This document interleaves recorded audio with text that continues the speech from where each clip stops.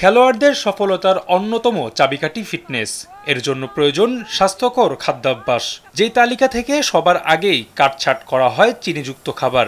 আর soft ড্রিঙ্কসে যে সবচেয়ে বেশি পরিমাণে চিনি থাকে সেটি তো সবারই জানা।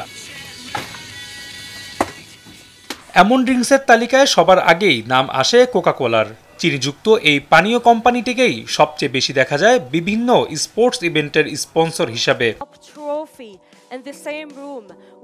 যার অন্যতম কারণ খেলাধুলাকে ব্যবহার করে নিজেদের তরুণদের কাছে পৌঁছানো, যাকে বৈশ্বিক স্বাস্থ্য গোষ্ঠী ভাইটাল স্ট্র্যাটেজিস স্পোর্টস ওয়াশ বলে অবহিত করেছে। চলমান প্যারিস অলিম্পিকের ৩৩তম আসরেও স্পন্সর কোকাকোলা। ফলে প্রতিটি ইভেন্টেই প্রচারণা চলছে কোম্পানিটির।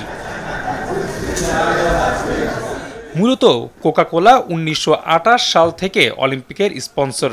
সবশেষ ২০২০ সালে প্রতিষ্ঠানটি নতুন করে $৩ বিলিয়ন চুক্তি করে, যার মেয়াদ ২০৩২ সাল পর্যন্ত। তবে বিষয়টি স্বাভাবিকভাবে নিচ্ছে না ভাইটাল স্ট্র্যাটেজিস। এর দুই বিশেষজ্ঞ ট্রিস কটার ও সান্দা মুলিন। তাদের মতে এই চিনিযুক্ত পানীয়তে পুষ্টি খুব কম, বলা যেতে পারে পুষ্টি নেই। এমনকি বেশিরভাগ বিশেষজ্ঞদের মতে বিশ্বজুড়ে মানুষের গুরুতর অসুস্থতার পেছনে এই পানীয় দায়ী।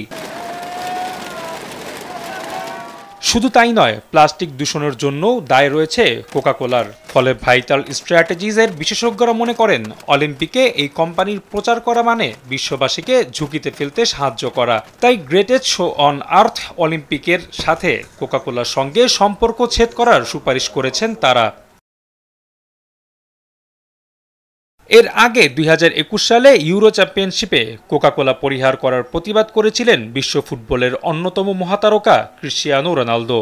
কোকাকোলার বদলে পানি খাওয়ার পরামর্শ দিয়েছিলেন তিনি। তাতে করে কোম্পানিটির প্রায় ৩৪,০০০ কোটি টাকা লোকসান হয়েছিল। তবে সব ধাক্কা সামলে কোম্পানিটি এখনও স্পোর্টস ওয়াশ করেই যাচ্ছে বিশ্বব্যাপী।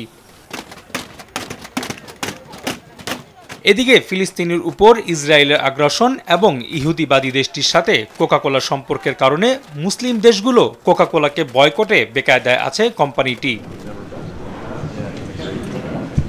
তার উপর অলিম্পিকের মতো আসর যদি কোকের সাথে সম্পর্ক ছিন্ন করে, তবে কোকাকোলা বিশ্বব্যাপী বড় ধরনের বাজার হারাবে বলে ধারণা বিশেষজ্ঞদের। রাফি আমিন, RTV।